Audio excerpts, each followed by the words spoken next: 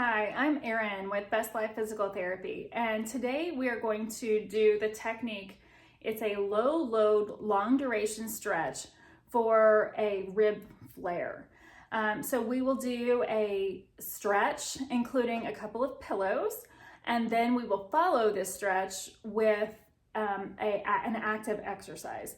So just know that if you are embarking on this stretch, it will take 3 to 4 weeks to fully stretch these muscles out, or these structures and muscles out that we're stretching. So do not go into this lightly, just letting you know that if you do start to do these exercises, that it will take some time to make the difference here. So what we're gonna do is, typically I will have a patient on the table, or flat surface, ground, floor at home is perfect. And you'll bring your arms overhead, and you'll notice that the ribs flare out when those arms go overhead. And if that's the case, then that means that we have some tightness in the structures here and in the shoulders that we need to stretch out. And believe it or not, you can bring the ribs back down again, and you can make a difference in this, and it'll change the whole way that the shoulder girdle and the thoracic spine works together. So what I'm going to do is go ahead and lie on the table, and I'll show you the before picture, and then I'll show you what we're going to do with the stretch. And your therapist has already taught you how to position the pillows when you're doing this, because initially you may start out with 1 or 2, sometimes even 3 pillows, and then gradually you'll take those pillows out, and you will not require any pillows at all, but it'll still feel like a stretch for a little while. So that's why I say it might take 3 or 4 weeks, and sometimes even longer, to get the tissue stretched out so that the ribs can lay flat on the body, even when the arms are overhead. So what I'm gonna do is grab my pillows. I'm gonna lay back on the table first, and let's see what it looks like to bring my arms overhead. Can I keep my ribs down? Let's take the jacket out of the way. And can I keep my arms, it's hard for me to see. Can I keep the ribs down? And I'm not trying to keep the ribs down, because I'm trying to see what kind of soft tissue restrictions I have without having a, so mine isn't as bad. I used to have one that was bad, but sometimes you can actually see this rib flare where the ribs kind of really stick out here when you bring those arms overhead.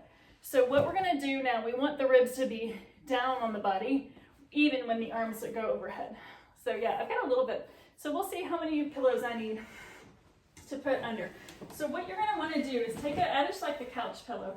So take a couch pillow and lay it down, and it's going to support my, so the couch pillow is not flat on like this, it's in a diamond shape, like this. So we're gonna put that couch pillow under the shoulders and under the head, right in the middle, so that I've got the pointy part sticking out under my head here. And then when I bring my arms overhead, then the pillow is supporting my ribs down, but I still see a little bit of a flare here. So what I'm gonna do is take another pillow, and I'm gonna put it right on top of the first one, so that this one is a little bit closer to me, and then this one is gonna be really more supporting my head. So they're kind of stacked like this. In the clinic, we probably folded over the bed pillows that we had in there. So what we're gonna do is go ahead and bring your head back down over the pillows. And now my ribs are kind of shifted forward and downward so that they're in line with my body. And then as I bring my arms overhead, you can see that lovely flat appearance right there. And you can see there's I do have some tightness in my shoulders that I need to stretch out. So what we would do, once we found our position, which is here for me, we would hold this for about 5 minutes. So here we are holding this position. The arms would just start to relax and let them fall, and the soft tissue stretching will start to occur. Now this is called low load, long duration stretching. So it uses a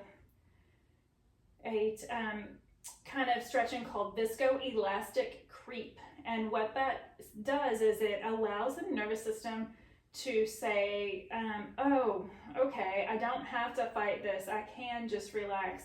When we do stretches that are faster or quicker, more quick, then the nervous system says, okay, this is not anything I need to adopt. This is just something very fleeting. And so I'm not going to make any kind of long-term changes. But when we do a low load, long duration stretch, then the nervous system, it accepts that change. And so over the course of several weeks, 3, 4, 5, maybe even 6 weeks of doing this stretching, you'll start to feel that it's easier to bring the arms overhead, and then you can kind of maintain that, and we can start to take the pillows away. But it's going to take some time.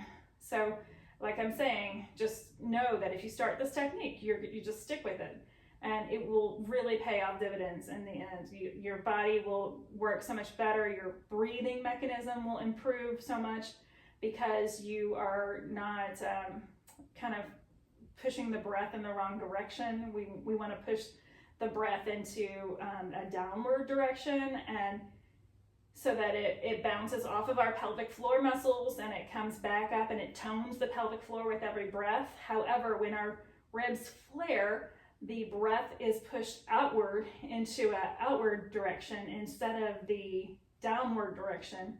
And when it's in the downward direction, we get toning of the pelvic floor. Every breath we take actually tones the pelvic floor. That's why, some of us walk around and we look like we're still pregnant after years and years of, after that experience. And it doesn't just affect women. There are plenty of men who have the rib flares as well. So, but doing this and just being patient and consistent with this, it will make a difference. So like I said, after about 5 minutes, and this is daily for 3 to 4 weeks, and I would say go ahead and just mark your calendar for a month from now, and at that point you can be like, okay, I can stop doing this exercise because either it's stretched out or it may take less time for you, and if it does, that's great. One thing that might speed it up is to follow this stretch with this exercise. So what I'm going to do is go ahead and come up, and we are going to grab a 5-pound weight. And what we're going to do with this weight is I'm going to go ahead and move this back, just move myself back just a little bit so you can see what I'm doing. And what we're going to do is grab this 5-pound weight, and we're going to work on this side. So we're going to inhale as we side bend. As we exhale, we're going to come back up again. And I would like you to pretend like you're fogging a mirror. So it's an inhale, and as you exhale, fog that mirror, and we're going to activate this left external oblique to just really start to reinforce the stretch that we just did. Inhale, and as we exhale, fog that mirror, and it's going to bring those ribs down onto the body. Inhale as you exhale, fog the mirror. Now it's important to fog the mirror as we do this exercise. When we fog the mirror, it cues the pelvic floor and the transverse abdominis to kick in first. And sometimes when we have a rib flare, the problem is the external obliques are actually in a spasm, or they're what we call external oblique dominant. And when we have external oblique dominance, that means that the external obliques just kind of tighten up and they pull the rectus abdominis muscles, or the six-pack muscles, apart from each other.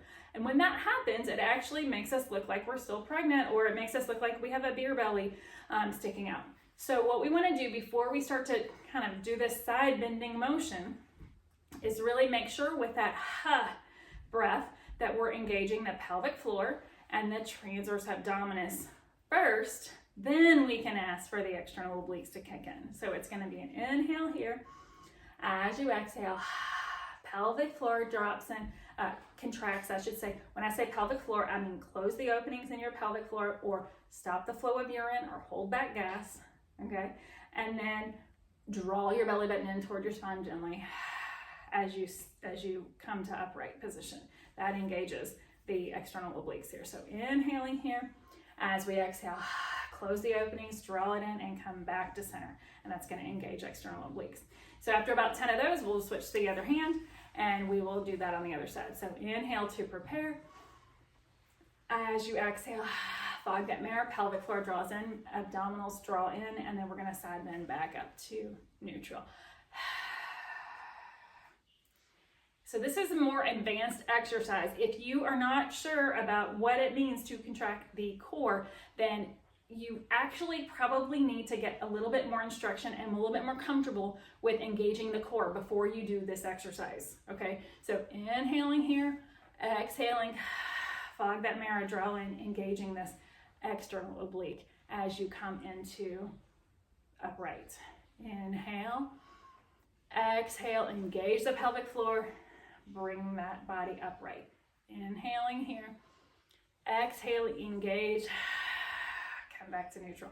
And so that's going to engage external obliques, and it's going to be an exercise to follow our 5-minute stretch that we do for correcting rib flare. This is Erin Willison with Best Life Physical Therapy, and here is to living your best life.